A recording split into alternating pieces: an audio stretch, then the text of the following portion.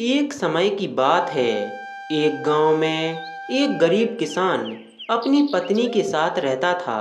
उसके पास केवल एक गाय थी और थोड़ी सी खेती थी, जिस पर वह दिन भर मेहनत करता था। तब जाकर खाने के लिए कुछ अनाज जुटा पाता था। उसकी पत्नी अक्सर अपनी किस्मत को कोसती थी। हर दिन बस यही हाल, सुबह से शाम तक मेहनत कर, फिर भी 2 वक्त की रोटी के लिए तरसना पड़े। ये कैसी किस्मत है हमारी, ना ढंग के कपड़े, ना अच्छा खाना, और ऊपर से यह गरीबी कभी खत्म होने का नाम ही नहीं लेती।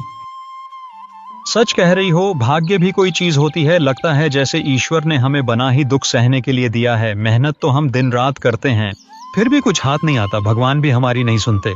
एक दिन दोपहर का समय था।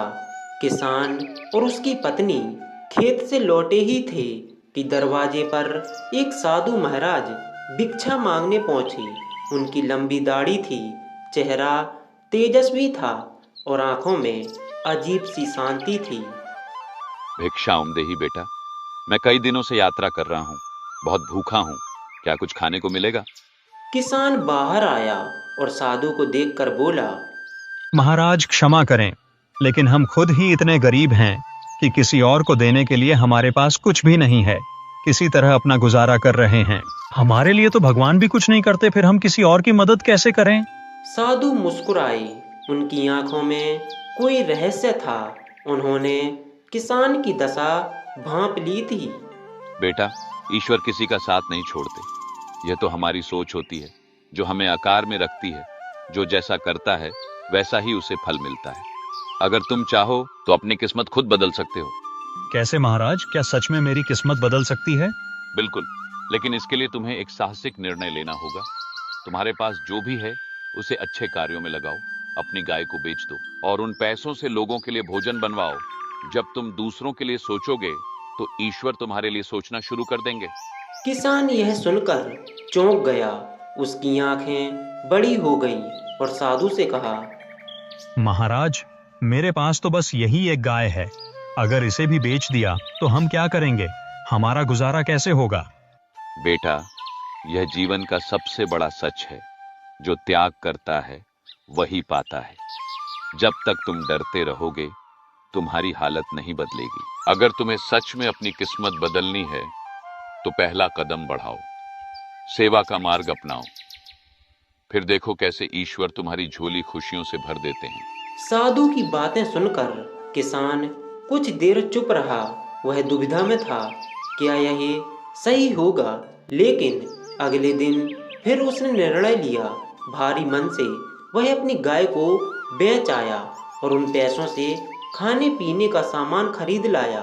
उसने अपनी पत्नी के साथ मिलकर भोजन बनाया और राहगीरों को बुलाकर भोजन कराने लगा।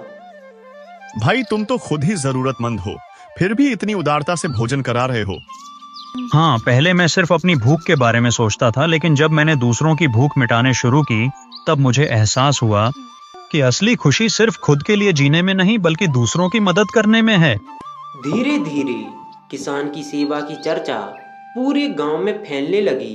किसान अब पहले से ज्यादा समृद्ध हो गया। एक दिन साधु फिर से उसके घर आए। अब बताओ बेटा, क्या तुम्हारा भाग्य बदला या नहीं? महाराज, पहले मैं सोचता था कि भाग्य ही मेरा सबसे बड़ा दुश्मन है, लेकिन अब समझ गया कि असली दुश्मन मेरी सोच थी। जब मैंने खुद को बदला तो मेरा भाग्य भी बदल गया। अब मुझे विश्वास है कि सच्ची सेवा और अच्छे कर्म ही असली धन है। बिल्कुल सही। ईश्वर को कोसने से कुछ नहीं बदलता, लेकिन उनके दिखाए हुए रास्ते पर चलने से सब कुछ बदल जाता है। यही जीवन का सबसे बड़ा सत्य है। सेवा में ही समृद्धि है और परोपकार में ही असली सुख है। किसान और उसकी पत्नी ने अपने नए जीवन के लिए ईश्वर को धन्यवाद दिया। इस कहानी से हमें यह सीख मिलती है, हम जैसा कर्म करते हैं वैसा ही फल मिलता है। जब तक हम केवल अपने लिए सोचते हैं तब तक हमारी स्थिति नहीं बदलती, लेकिन जब हम दूसरों की भलाई के बारे में सोचते हैं तो ईश्वर हमारे लिए रास्ते खोल देते हैं। अगर आपको यह कहानी अच्छी लगे तो हमारे चैनल को सब्सक्राइब करें और इस वीडियो को लाइक करें। धन्यवाद।